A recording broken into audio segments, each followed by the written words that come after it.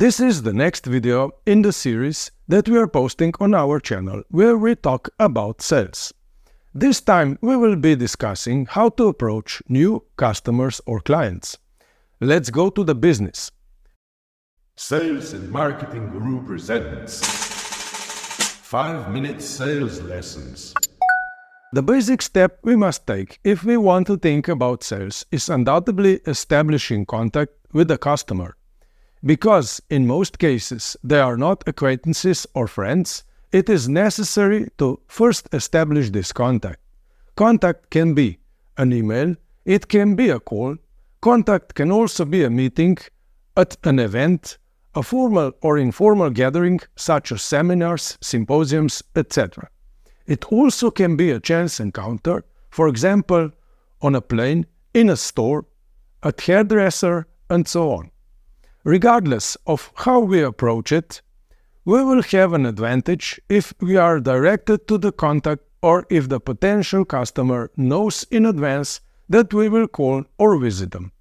The path to referral or a prearranged contact can be through mutual acquaintances or through a prior meeting where we informally agreed to get in touch. Of course, sales can be conducted in many ways. For instance, online stores don't directly reach out to their customers, but rather customers come to their websites where they somehow interact with a purchase, which is mostly impersonal. Non-personal approaches are a completely different thing and will not be covered here. Unannounced phone call, cold call. We distinguish several types of calls, with the basic one being the cold call. The characteristic of this call is that we contact a potential customer without prior notice. The person being called does not expect our call. The ultimate goal of this type of phone call is to secure the next step in the sales process, most often a live meeting. If that's not immediately possible, we at least try to obtain information about when we can call again. In this type of calling, the caller must be persistent, as this form of calling can be quite tedious, exhausting, and often ineffective.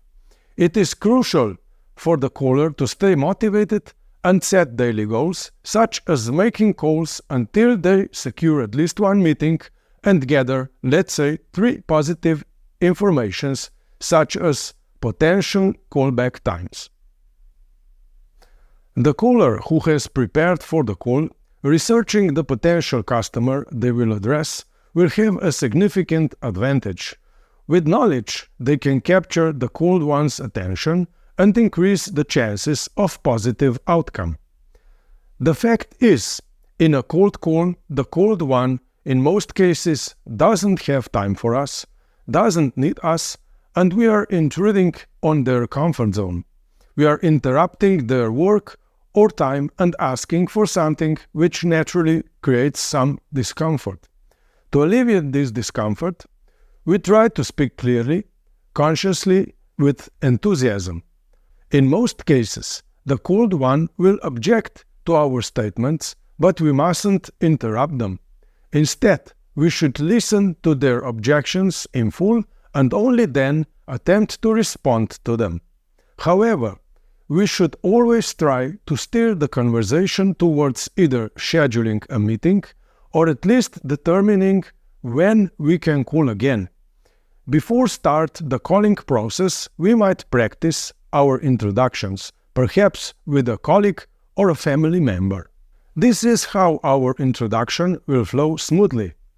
It's also important to prepare a draft of our introduction in advance, including some basic sentences like who we are, where are we calling from, and for what purpose, as well as what we should do that they would spare a few minutes for us. A good joke can also help in this context. Laughter creates a kind of subconscious moral obligation and increases relaxation, making the person more receptive to our suggestions. Being different, unconventional, and offering something unique compared to other callers can also open doors. The person we are speaking to will probably need reasons to accept a meeting with us. They are likely aware that the purpose of the meeting is related to sales and may try to resist. Sales resistance is to some extent always present. Therefore, we must be able to present arguments that can be either weighty or simply entertaining, which will make the person want to get to know us. Arguments we can use may be sales-orientated, but they can also be packaged differently depending on the business activity we are engaged in. If we work in the field of business sales, a powerful argument is that we might act as a buyer if given the opportunity. In fact, there are quite a few cases where business deals are negotiated at such business meetings, resulting in transactions in both directions. We just need to give ourselves the opportunity. The goal of the phone call is never a sale or presenting an offer, but merely a tool to arrange a meeting date and location.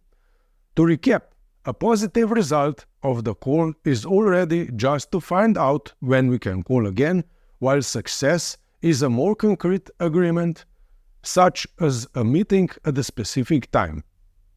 This is all in this video.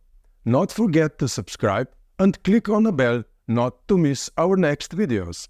Thank you for watching to the end and appreciate for your like as well.